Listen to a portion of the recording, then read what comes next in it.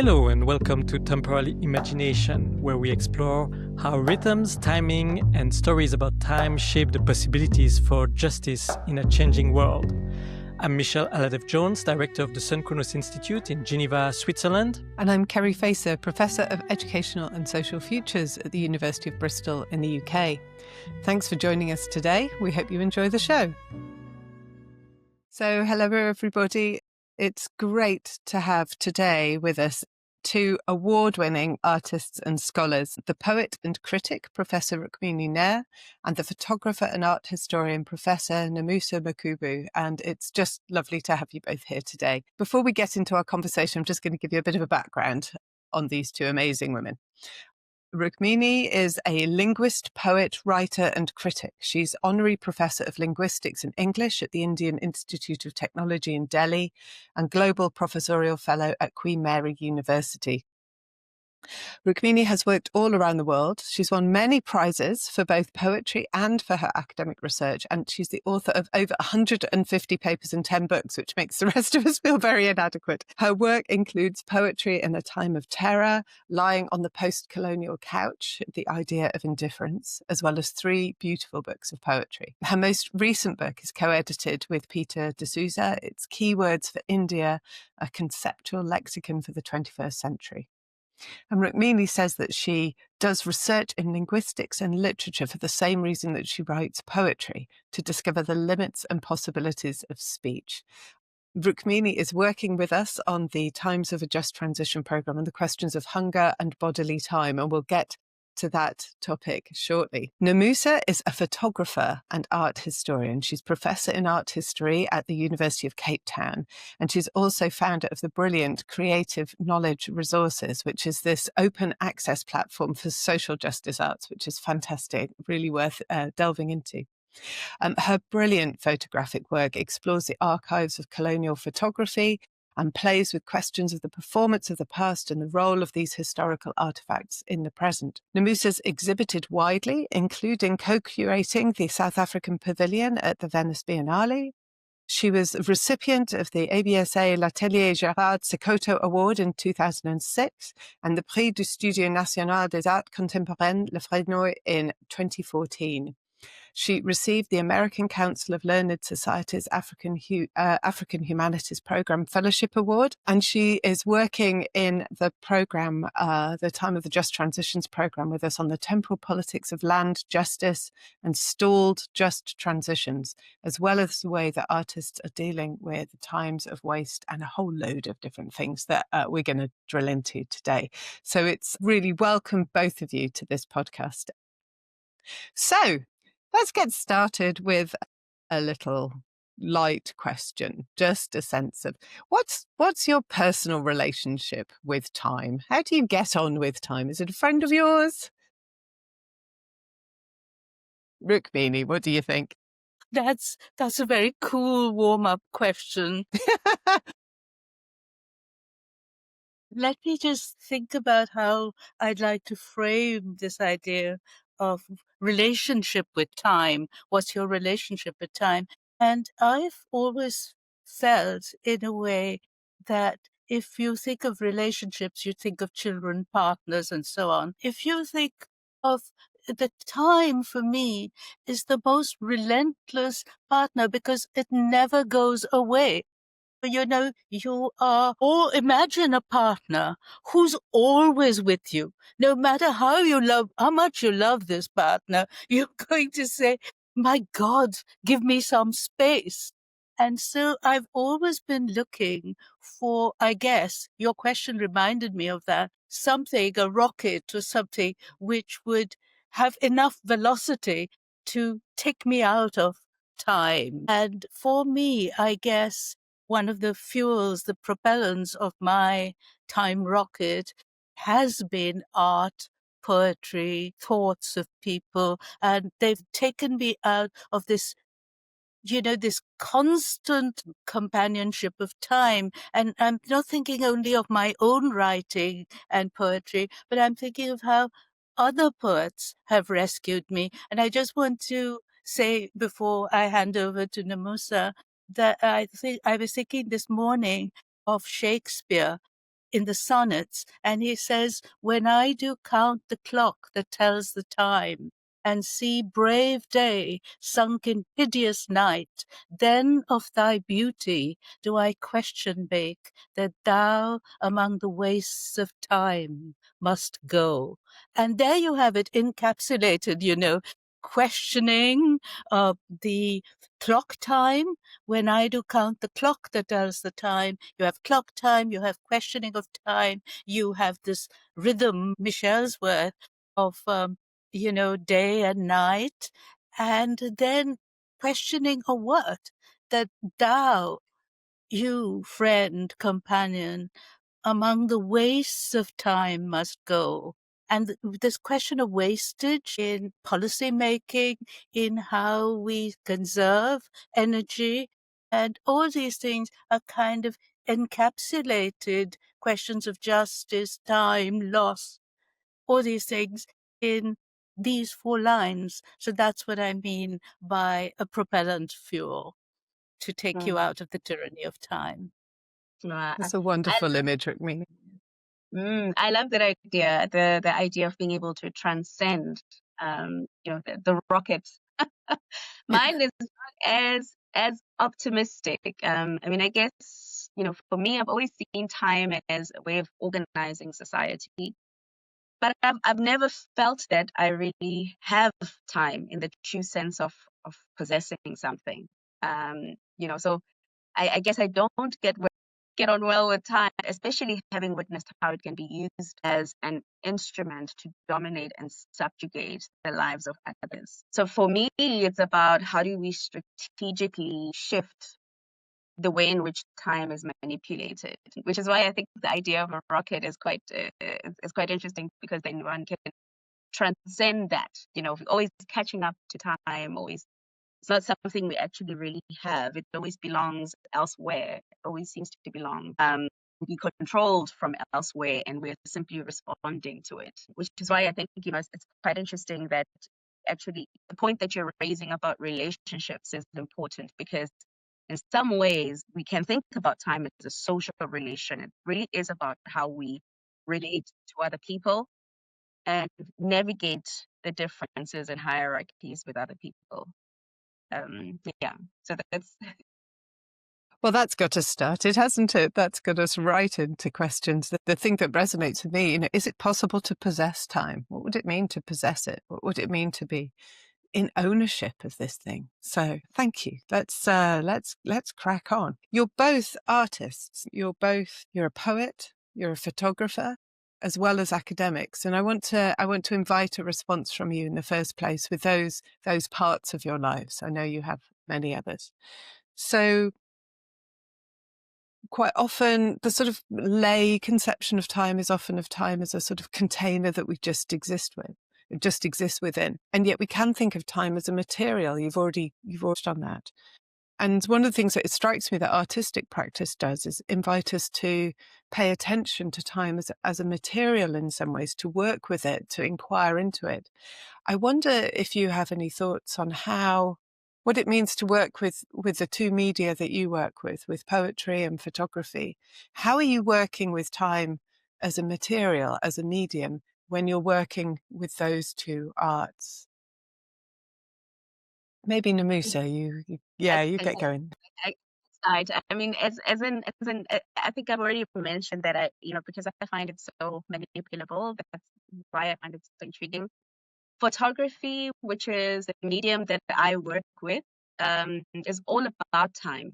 I'm reminded of how the American photographer Dorothy Lange defined photography as a practice that takes an instant out of time, altering life by holding it still. But there's more to it than this, in the sense that photography itself is manipulable in the same way as time is manipulable. When I was working on the self-portrait series, where I focused on colonial photography, I could see how even the concept of the primitive was created to construct the kind of temporal distance. Photography then was used to create this sort of other time. But there's a kind of temporal distance between the photographer and the photographed subject, even though both of them occupy the same time or are in the same moment. when the photograph is taken. Colonial photography always seems to create this other fantastic time. So when I worked on that project, I selected images, but what I realized was that most of what I was looking at, those images were like shot in studio with painted backdrops that created this illusion of a primordial landscape, which would then cast the subject as an entity that occupies a past. So this sense of being out of contemporary time is something that's always haunted Africans for centuries. I mean, we've been seen as people who need to catch up with the rest of the world, always late, people who have not developed at the same speed through time, and people whose labor time is continually appropriated. So in some ways, that for that project, I think what I was trying to capture was ways in which time can also be used to objectify certain people, certain bodies. And so my work has always been about surfacing these kinds of temporal justices, the idea of time being stolen, time being used to objectify.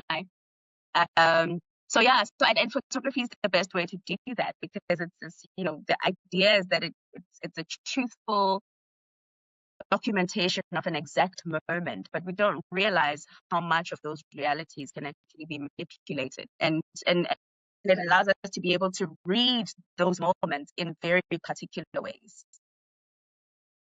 I wonder if you could just say, before we turn to you, Rukmini, here, maybe it would be helpful for listeners for you to just describe a little bit about that photographic series that you did, because you didn't just look at those archive images, did you? You also projected your own contemporary image into those photographs. So maybe you could just say a little something about what you were doing in that process. What did it mean?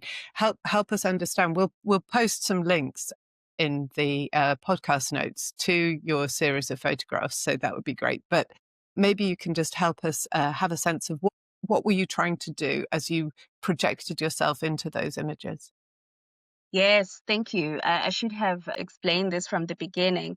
So that project, I was looking at a set of photographs that were included in a book by Michael Stevenson. It's called Surviving the Lens. And it's colonial photographs that he's collected over time. And what I did was to project those images. And then when I started with that project, I would place an object and project and then place an object just to disrupt the image. But then I think as time went, we thought, well, actually, perhaps if I stood in the position of the photograph, it might then bring us to question this idea of time as a social relation.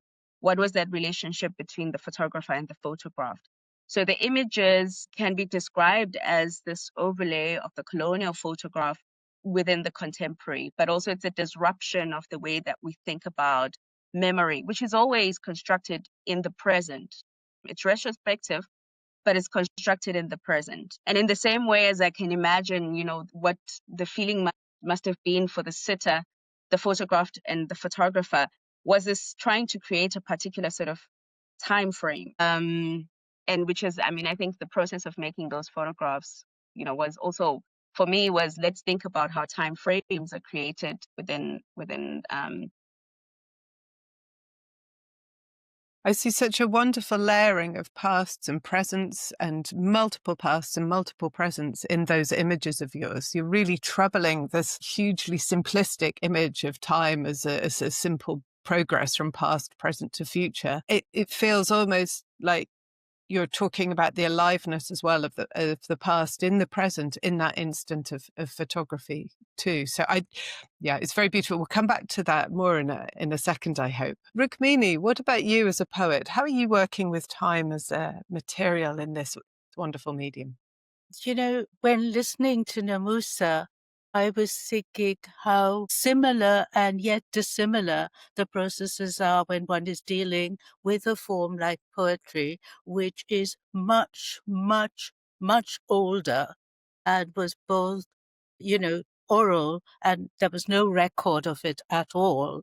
And so we're looking at a very ancient form when we come to poetry, and a much more precise form with photography, where you can do a lot of things through the visual lenses and superimposition.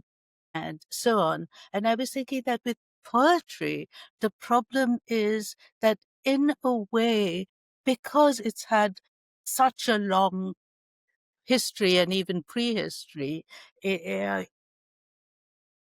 oral memory and all these things, I began to think of poetry as something which is, which belongs, which kind of is an object created just for looking. As with all art, it has no other purpose than saying, look at me. I am your mirror. I am your memory. I am your context. I am your love. Those kind. So it does any work of art for me, starting off from poetry, was that it is just an object created to be regarded and interpreted. Its function is to be regarded and interpreted. If Nomusa creates this image of several photographs, and let's say I write a haiku history of the world, and I go from the current all the way back to the first century in 21 haikus, what am I doing? I'm creating a kind of memory glyph, I just say, look at me. I'm saying this. It's clearly contrary to the history of the world. There's so much context lost. You're writing the history of the world in 21 haikus? Are you crazy? And then I realized that the reason you need this craziness is that it's a place of sanity. It's saying, stand still, look at me. I am memory. It has no other purpose. If all the objects of the world, everything in the world disappeared, our coffee mugs, our cell phones, and everything disappeared, you would still think, the imagination would still be hungry. It would be thirsty. It would be asking for interaction and looking. And that's why I think all works of art have no direct purpose. They may serve to subjugate. Colonial photography definitely did. They may serve to create distance. They may be unjust. But at the same time, because they are kind of these objects only meant for interpretation, especially poetry or any other thing, any other form of art, I would say it's about grabbing all your selfhood in that moment. Nomusa, do you have a response to that? I can see you nodding your head, so I'm wondering if there's a connection. I've got something I would like to say as well, but Please go ahead. I mean these are very visceral images, aren't they? This idea of art grabbing us. It's like it's a physical moment. Almost, I go back to your point about the rocket pulling you out of time, that kind of separation from that kind of relentless relationship with time. And you talk about sanity, a moment of sanity in that moment of standing still.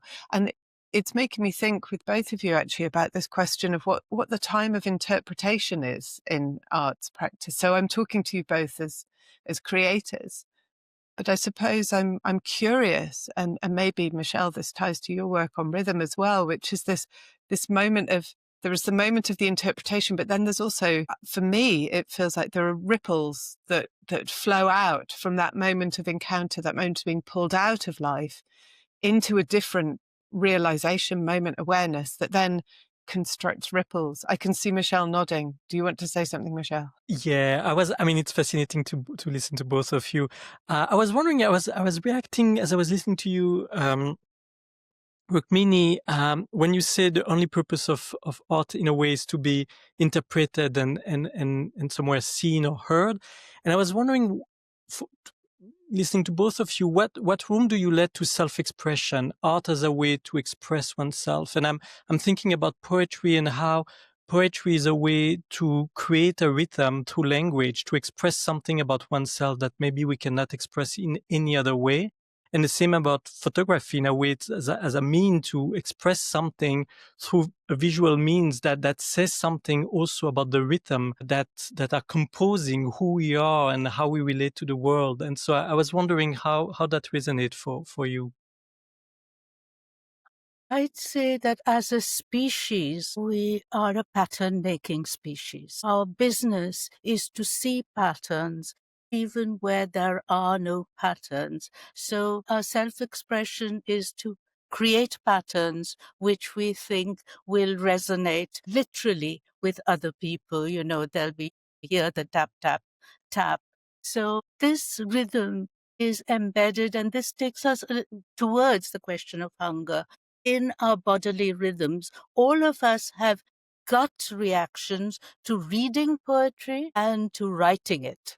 You know, and what is that gut? You know, if you look at narrative, the rhythms of narrative, for example, there's a beginning, a middle, whatever, a conclusion, and so on. You realize that at each stage, you're listening to a false thing. You know, it's just a created object, but you will feel the same emotions that you feel in real life. So you will feel rage, you will feel happiness, you will feel sorrow just through this creation of something artistic. And I once asked a famous British writer, David Lodge, I asked him, do you write these very funny novels, academic novels, and do you at all laugh to yourself when you write these things? Because you're spending all this time on this project. Do you laugh when you write your tremendously funny novels? And he said, I never laugh. I cannot afford to laugh. I have to, because what I'm doing is a deadly serious business, and I'm holding it all in and spilling it out on the page. And even though, so the laughter, the reward comes when somebody else laughs. So this business of inclusion and, sort of making a point indirectly through poetry or whatever, those things give one, that self-expression. Why was he spending so much time writing? But his self-expression caused me to laugh, not him. That's a very interesting time delay thing going on there. Nomusa. Absolutely. I guess there's also, it's expression, but it's also recordable. I mean, I think, we're also a species that finds security in knowing that we fit somewhere in time, that we're not just arbitrary, we're not existing arbitrarily. Poetry also records something. It records a zeitgeist. And for us to be able to create those patterns, we have to be able to record what happened before so that we know whether or not to avoid or to repeat. So I think, in some ways, I think, both art and poetry are also forms of recordal. And I mean, that takes us very nicely to another thing that I wanted to talk with you both about. I mean, you're both working in post-colonial settings. You've both explicitly talked about colonial history as an important part of your work. I mean, this question of how to deal with these pasts in the present is a hugely live, ongoing situation, both in the Global South and in the UK, where I'm speaking from. So I wanted to think about with you, how do you approach this question? How do you think about working with these different times in the present? And Nomusa, you've talked a little bit about your work, but maybe you want to say some more about that in relation to maybe projects that you're working on just now. Yeah, I mean, for me, the colonial is always present. I wrote an article following the 2016 protests and the removal of the Cecil John Rhodes statue. And it's really unbelievable that, after all these years, Cecil John Rhodes still looms large. And he still occupied sort of pride of place on campus. But because the campus is located on a mountain, it's almost as if he's got this vantage point over the whole of Cape Town, And for me, it was like this continued presence. I mean, that today when you walk past that empty plinth, the plinth is still there, but next to the plinth, someone has drawn this long shadow of the statue that used to be there. So it's like, even though he's gone, but there's this long shadow that's being cast. So it really is, it's the leftovers we are living in of colonial history, the buildings we occupy, the institutions that we have, we continue to work in, live in, culturally and otherwise, our practices, our customs, those things, part and parcel of that colonial entanglement. So there's a continuing presence that I think has to be troubled. I'm also reminded of a work that I did many years ago. I think I was still a student. It's called Trading Lives, and it is a series of photographs that were shot in a museum called the Observatory Museum in Makhanda in the Eastern Cape. And I don't know if it's changed now, but at the time, the entire museum was like walking into the home of a British settler family. And, it's everything. You walk in, it's the kitchen, it's the bedrooms, it's the lounge. And you have these mannequins that are dressed in like 19th century garb. And you're meant to sort of walk with this or through this kind of imperialist nostalgia. And then I suppose in many ways it was like freezing time to preserve the ideas of the cultural values, or preserve this kind of, or for certain kinds of memory about British settler colonial life. And and then at the top of the museum you had a camera obscura. So you're literally inside a camera, and what you were seeing from inside the camera was everything that was happening in the street. Sort of daily movements of people, getting into taxis and all of this, which is quite interesting. And also when you're in the camera obscura, that life that you see happening every day is inverted. So the image is upside down. So it's a fun project in many ways. And what I did really was to pose with the mannequins as though I'm this sort of other presence that's just, laying on the couches, having tea. I think I just had fun with it, although it represents a very painful part of our history. But it was also to question, this kind of imperialist nostalgia and the ways in which those institutions of colonialism persisted and have persisted through time. And, we've kind of acquiesced in some ways. There are things that we just aren't challenging anymore. So, I think, for me, it was a very interesting way to think about how even places like museums can create this interplay between solid time. So if you think of what was being preserved in the house, the sort of unchanging setting of British settler colonial life, and what one can see as like a liquid time, which is fleeting, and what you can see from the camera obscura outside, the constantly moving, changing life that you see below. When you see it, you're standing right at the top of the museum. And both of them are contemporaneous. This frozen is not a time, fleeting, liquid time. So yeah, it was interesting in that sense. And I think colonialism sort of creates those distortions of our realities. I love that image of these multiple fleeting times in this frozen present. It's a kind of inversion of what we sometimes think photography as the freezing of time. It's the kind of flip of that, isn't it? It's you're using the photography to surface the living time. It makes me also think of all of the work on ghosts and haunting. And remember, those old photographs that used to have, here's a photograph of a ghost in the present. And I'm almost seeing you as a ghost of the future in the past, in that building. This is you locating yourself as a future presence in this history, this wonderful sense of a different future that is going to emerge even within this place that seems so frozen. Maybe I just can piggytail also on what Nomusa just introduced. You were talking about nostalgia, and somewhere nostalgia is a form of reminiscence. One way is to see it as something stuck and solid that contrasts with the fluidity of history and the fluidity of the course of events moving on. And I was wondering if we could see it from a more kind of rhythmic perspective, as nostalgia is the repeating of the self, of the same, again, like the broken record, that keep in loop repeating the same sentence or the same, lyrics. And so I wonder, how do you both perceive artistic expression as a way to break the cycle in a way, and to move to that fluidity you were referring to, and break with the broken record in a way. Well, this broken record, nostalgia as a form of repetition, as recuperation through repetition. I want to talk about that, but I think I want to go back to my own encounter with the colonial archive. I looked at colonial poetry in particular in the National Library in India around the 17th century to the 19th century archive, of colonial poetry.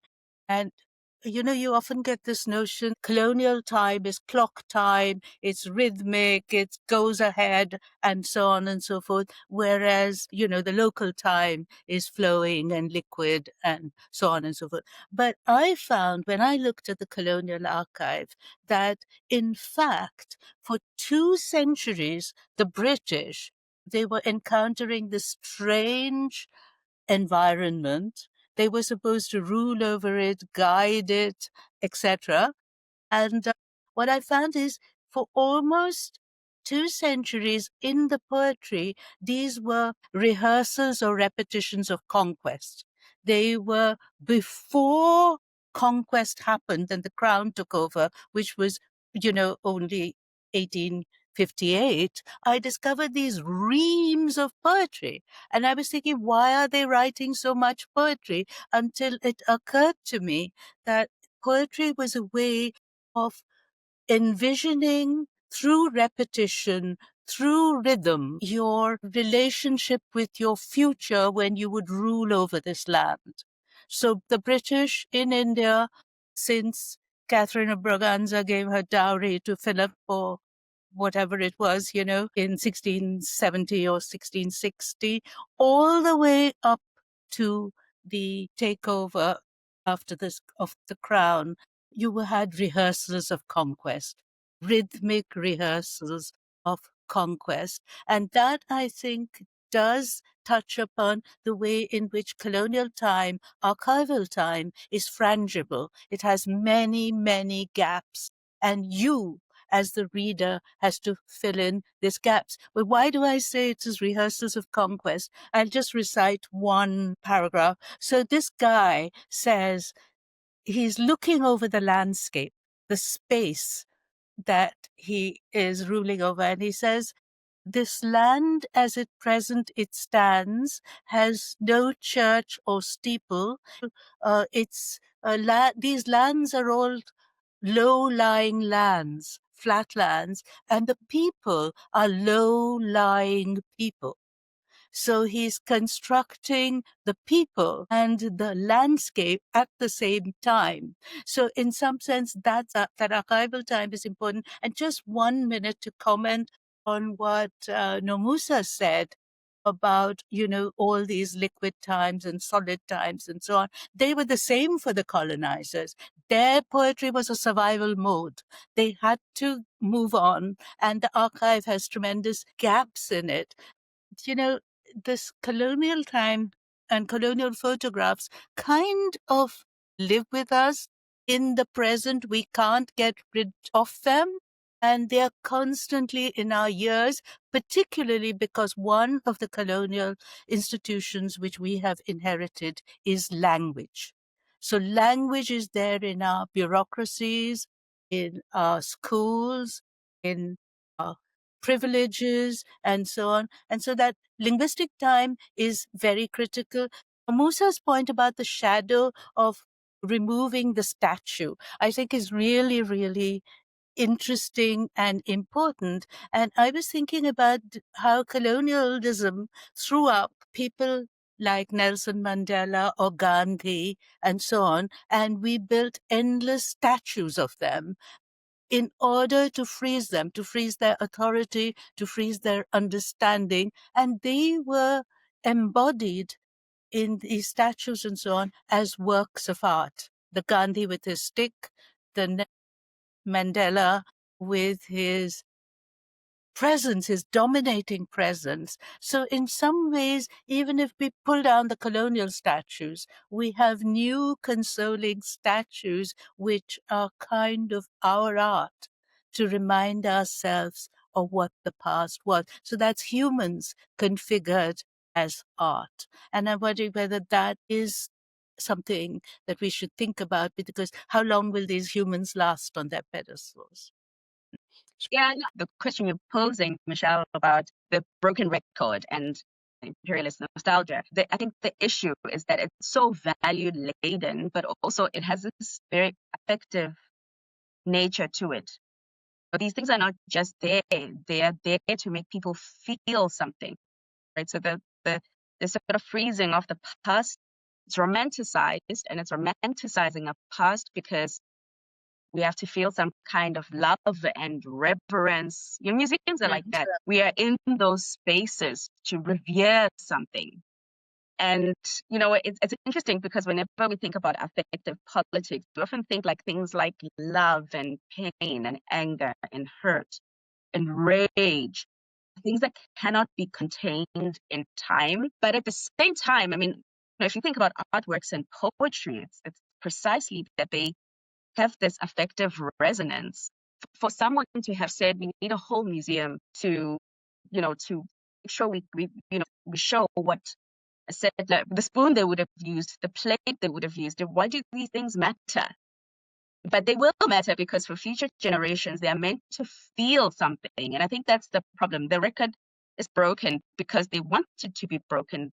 There's an emotion that's tied to a particular part or understanding or interpretation of a part of history. And so that idea of return and the cyclical notion that's part of imperialist nostalgia is meant to have this pattern of affect that's continued through generations. That we look at that particular generations look at it, and what they feel is a sense of pride in the victories of imperialism and colonialism. Whereas for some, it's anger, it's rage at the effects and the impact of that. What does it mean that we have to do things again and again? And whether that sort of rhythm is precisely to create something that we think is maybe not there, or to hold something that we think we might be losing, or to make something happen. It makes me wonder what is going on in those moments of repetition. Both of you, thank you for this.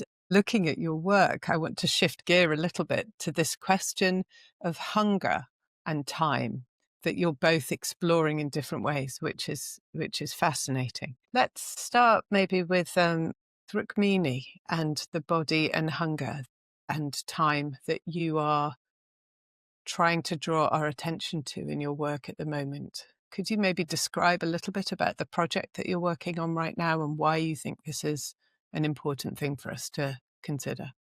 I started working on this particular segment of what I think of it as inequality and injustice, this sliver of thought in my head, during the time of COVID, because I saw hundreds of urban workers living in city time, forced to go back to their villages on these long, long treks. So those were segments of time, and they were hungry. They went back because they had no economic base because their factories shut down during COVID, and they were just carrying these small packs and their children in one hand and singing songs to get them to their villages, which thousands of miles away sometimes, because they would trek from Bombay to Bihar and so on. So that's when I began to think, what are the, when do we move? When do we move our bodies from one place to another place? And why do we do so?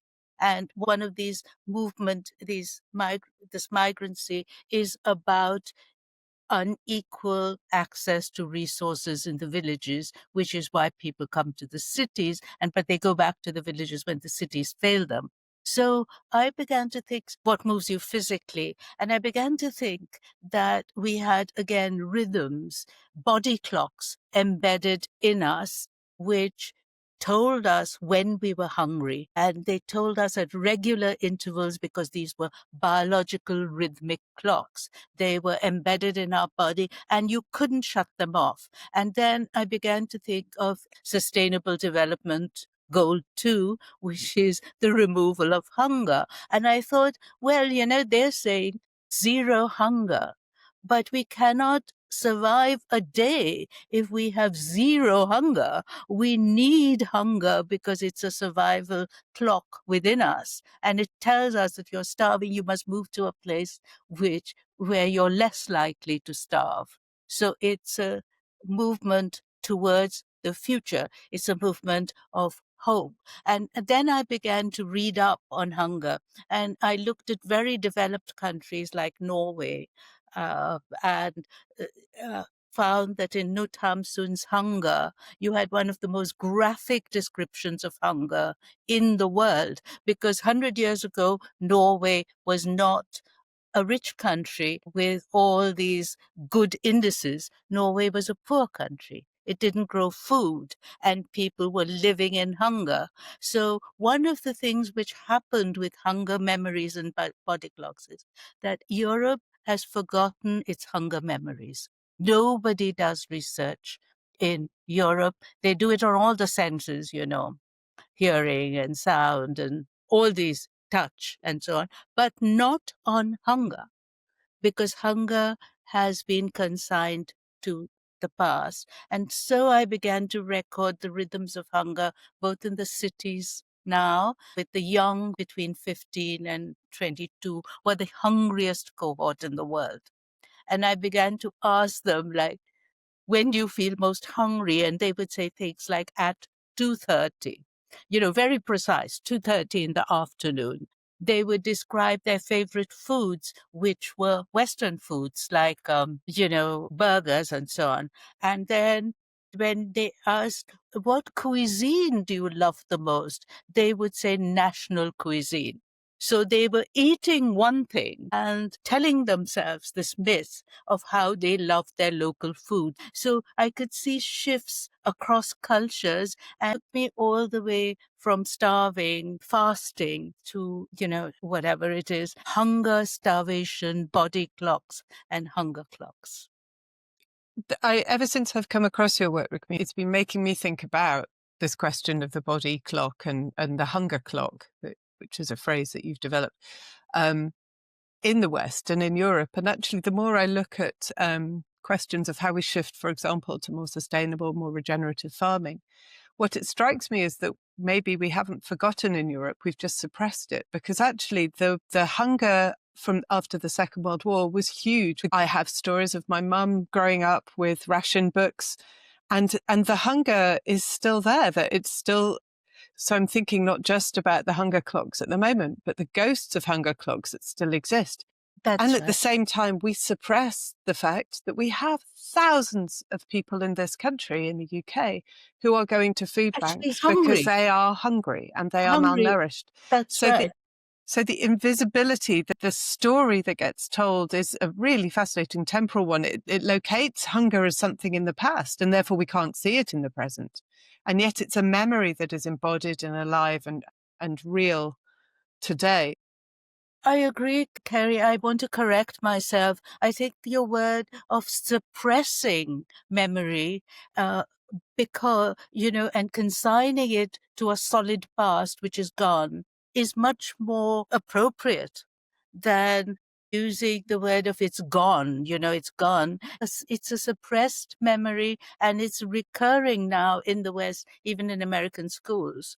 And you don't know how to deal with it, because how is this rich country got so many starving kids? So my focus also is kids, because I think that malnutrition hits you a lot when you're young. Nomusa and I were discussing this in relation to hunger, is never seen. Your belly feels full because the government is distributing grain, but you still have stunting, malnutrition, and you suppress all of that in a way. Thanks, Rukmini. Nomusa, I know you're doing a lot on food and looking at some amazing artists doing wonderful work on food as well. And I know that you're thinking about hunger in a different way also, as a hunger for justice. So maybe you could talk a little bit more about your work in this area right now. Recently, I've been working on the struggle for land in Everton. And maybe say a little bit about Everton and where it is for listeners from around the world.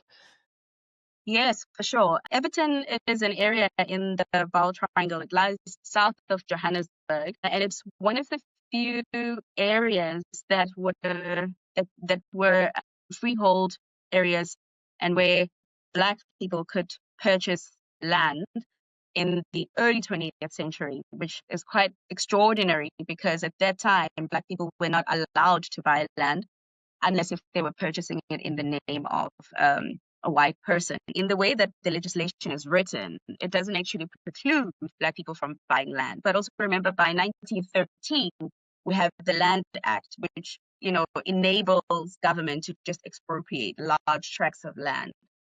But they then continued to own that land until the 1950s, when the apartheid government started strategically expropriating land by using strategies like starting a pyramid system, and then people would fall into debt, and then that land would then be expropriated, or forcing people to become tenants where they were originally owners, forcing people to subdivide the land because the new townships that the government was building were much smaller. So, Black people weren't necessarily allowed to have large tracts of land where they could plant. So, when older people talk about Everton, they always talk about how wonderful it was. Nobody went hungry because everybody had surplus and everybody exchanged their surplus. So you always had something and the food was just abundant. But today, that isn't the case. It's one of the areas that has, the largest percentage of unemployment. And a lot of people, are going hungry because of the socio-economic conditions. But if you think about the very structure of what we know as Black townships today, they were constructed in such a way that you're hungry for something else outside of the township.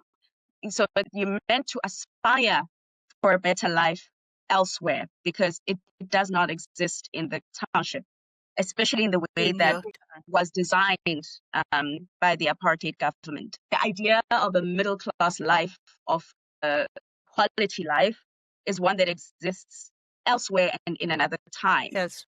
And so there's always a hunger for justice, hunger for food, but there's it's a hunger for another life. Yes.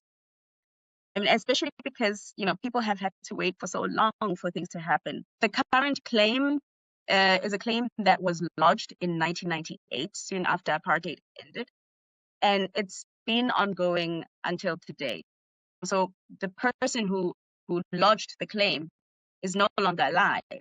So he hasn't lived to see justice prevail. I love how Rukmini talks about it as body clocks. And in this case, it's almost as if those body clocks, the batteries have been taken out, or the body clocks have been disrupted somehow. Township life is precisely that. When people define township life, they talk about it as a kind of prison, a containment. It's hard to get out. It shortens your lifespan. It shapes the possibilities of your life in many ways. And so the idea of hunger is one that is more metaphorical, but it also has to do with livelihood. Yes. There's I think the phrase is chronolectic time, which is the idea of killing time. So the wonderful Liz Holt did a brilliant study of life prisoners and looking at how they were working with time. And there was the sense of the time that you had to kill, which is a very different relationship with time from the time that we had at the beginning. But it's also a time that is killing. It's a time that is reducing lifespans. It's a time that's reducing hopes and possibilities. So what feels to me when we start talking about this relationship between hunger and bodies and time is all the questions around mortality and time that we can ignore quite a lot. Yeah, I'm very moved by both of these accounts, because these are relationships with time that, most of the critiques of Western time are, about clocks and we're all too busy and it's acceleration. And, this is a particular narrative of the problems of time. Whereas what you two are talking about here is just much more visceral, fundamental issues of justice that are raised when we look at it through a temporal lens. And I think it'll be fascinating for listeners, I hope, and others to think about what happens when we think about hunger time and hunger, and the relationship with death that emerges, I think. Nomusa, the study that you're doing of this artist who's working around food waste, I think gets us out of this locked in feeling that we get around when we think about hunger and time and bodies and prisons, and start saying, actually, if we reframe our perception of the time of food, what does that give us? Are there different practices of abundance that we might be able to see from this? Which is where I think this work, Nomusa, is very interesting to me, particularly when we think about food justice. Do you want to talk through this artist and the work that you've been studying there? I think it's Yes, Olufela Omokeko, is Olufella. that right? Yeah, Yeah. Keiko for short. So Keiko, okay. Olufella's work is very interesting in this sense that it draws our attention to how capitalist time has shaped how we consume. So not just that we are consuming, but how are we consuming? And I think that lies at the core of his concerns. In the interview that we did with him, he talks about the work titled Jeon Soke, which is an intervention to preserve food and position food as a kind of remembrance. He said something that's quite interesting. He says the word Jeon Soke means chop up or eat up, and it's something that the president, Bole Tinubu, used to say when he was running for president. He would say Jeon Soke, and then they call it the philosophy of Jeon Soke. Was advocating for the sort of individual prosperity and greed and decadence and this insatiable hunger for more, because it's like, wait, if I become president, you are all going to be eating. So eat up, Mm-hmm. And a lot of people sort of think of that legacy of Tinubu as something that's contributed to the inequality. It has produced the hunger of others in order to feed the greed of others, or the hunger of some in order to feed the greed of others. So in using that title, Olufella attends to the fact that there's a produced state of hunger that we have to be quite aware of. But what he's also pointing out is that in this, corruption and so on, a lot of people no longer have money. The food that is good for you, the indigenous food, becomes much more expensive. And so most people end up buying fast food. So he talks about that even the cities have been changing, the people having to take on a lot of jobs and hustle here and everywhere means they have very little time to cook their food or source indigenous food. He says even in the city, you see more and more fast food joints popping up everywhere to the detriment of local food cultures. He says if you don't know what you consume, you don't know yourself, right? He says because there are particular ways of consuming now, and particularly during COVID-19, he says there was a time when the food wasn't properly distributed. A lot of the food actually went to rot and decay. And so what he's done is to set up a mobile food museum, which was set up at the Center for Contemporary Art in Lagos. And what he does is he exhibits local food or indigenous food to guard against, and in using his words, he's guarding against indigenous food going extinct, which is quite interesting. The idea that food can go extinct. I mean, it's something we never actually think about, but it's true. I mean, I think there are certainly, particular plants that, we don't necessarily see and we don't see as part of our food cultures anymore, which in many ways is tied to land issues and it's tied to the politics around the means of production. And land has presented that escape from the capitalist control of the means of production. When Rukmini and I met last week, we were looking at Lerato Shadid's video work, where the artist is holding a piece of soil, which represents the land,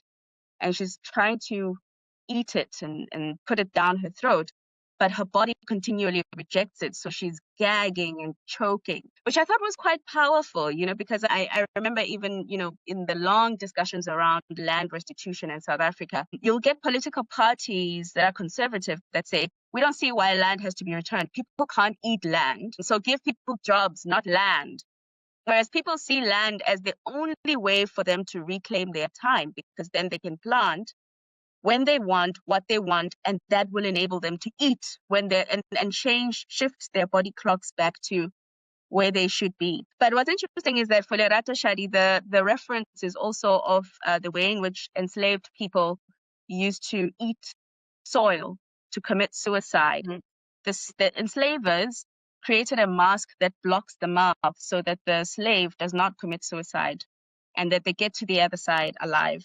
So it's quite interesting, this idea of land, representing the possibility of abundance of food, but also here this, in this work, it's like this land, she chokes on it, and it's almost like it's the thing that's going to kill her, and her body rejects it as well. So it provoked a lot of thoughts in terms of the impact of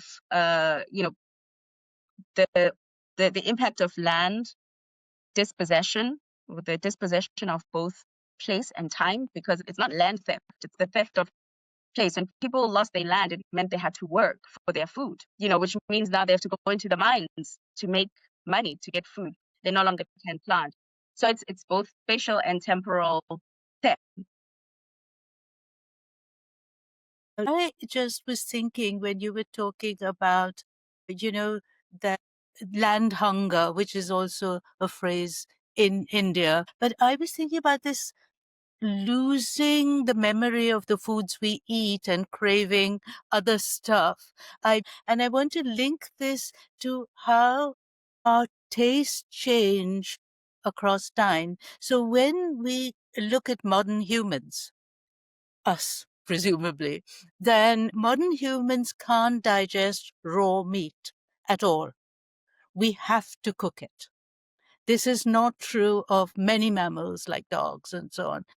Modern humans need to cook, and this cooking came about at a certain time in the prehistory of humans, and it has undergone enormous changes. Levi-Strauss and others wrote about it. So this question of cooking as an art form, which we devalue completely in a world where we have convenience foods, they come to, you can pick them up. We have convenience stores, and these shift because there's careful research done on what stimulates our taste buds.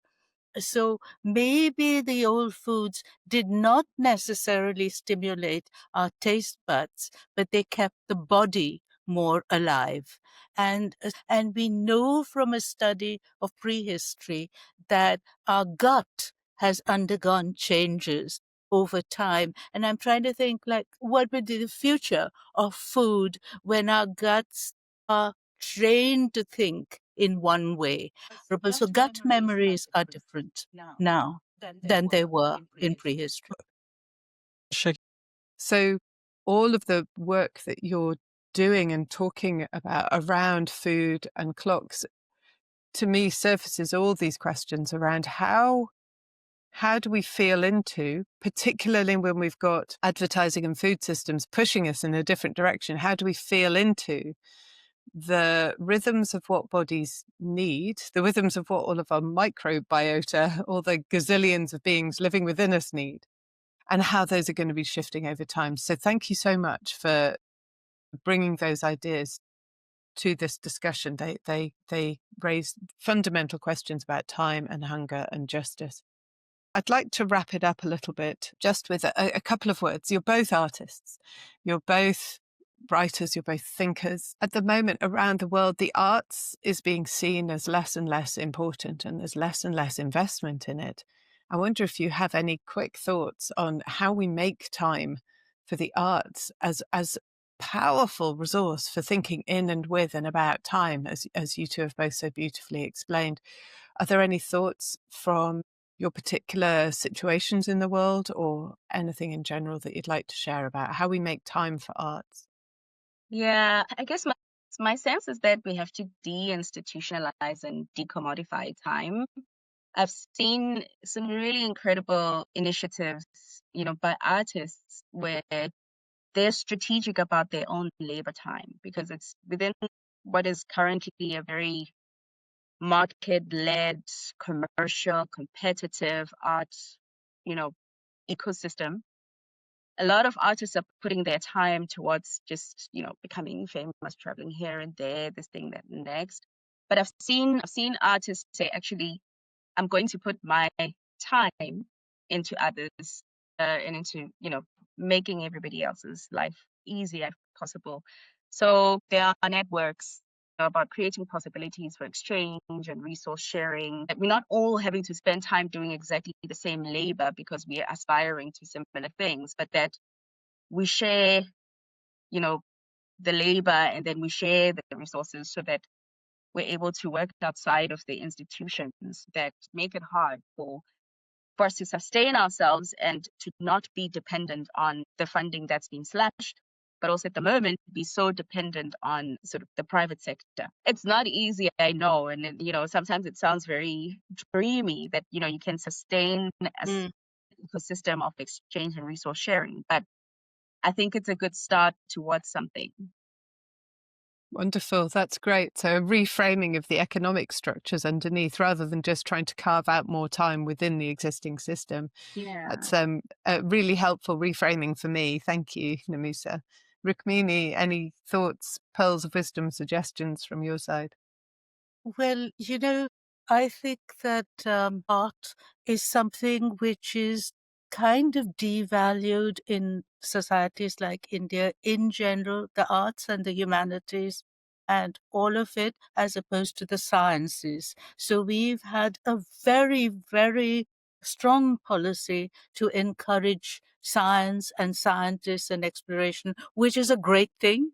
But it has meant that arts and the humanities, all the way up to the to universities, are much less paid than economics terms and management or something. So so that essential imbalance is growing in the economy that we have today. And I would therefore begin bottom up, and I would want policy changes in schools, which is what we are working towards, or in the street. So we have a category called street children, which is a terrible category, but which the government has imposed, because these street children are not in schools. So I would want to ask children to represent hunger, set aside time for the key questions of our age, and look at their representation through the eyes of bottom up, and have that as a policy recommendation for all governments, and then fight. I would love to spend my time on sabbaticals writing, but I have to earn a living. So I'm dependent on the system. So I think that within the system, I have a little bit of power, and we should use that to introduce policy changes and emphasize arts and wonder at bottom up. Great. One last very silly question. We know the old story of the time machine, which allows you to travel through time, but that's a very simple idea of what a time machine could do. If you had a time machine, a machine that could change how time works in some way, what would you want it to do? What button would you be pressing? What lever would you be pulling? Or what organic creature would you be growing to make time work differently? This is like your first question. It's playful, but it's difficult, it's profound. So let me say, if I had a time machine, I would probably not switch the damn thing on at all. But if I were forced, and this brings us back to the pressure, social pressure to use your inventions, how would I use it? So I think of a time machine as a kind of a combination of kaleidoscope and a drone. And I want this kaleidoscope drone to do things for me. And to tie this back to the question about policy that you asked very seriously, we want our machines, whatever our machines, to be able to help us predict and spur us on towards a more equitable world, a world where, empathy was not lost. So I would like my time machine to predict things. How would it do this? This drone would go over the world and spot signs of injustice and report back, and then it would continually circle schools and art institute, and it would drop in a poem or a photograph or something before the crisis happened. To predict crises is a serious policy matter, but we leave it to people who just think that the imagination is this terrible thing. You shouldn't use it.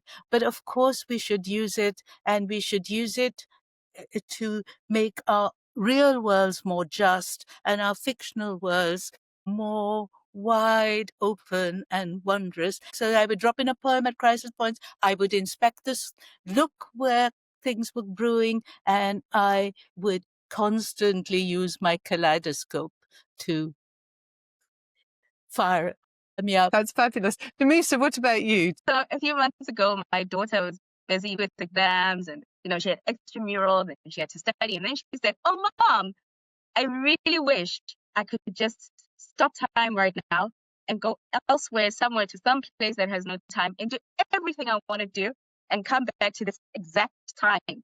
So even if I've had a chance to do whatever I wanted to do, nothing has shifted on this plane. Like nothing has changed and come back to this exact second. Don't you want to do that with me?"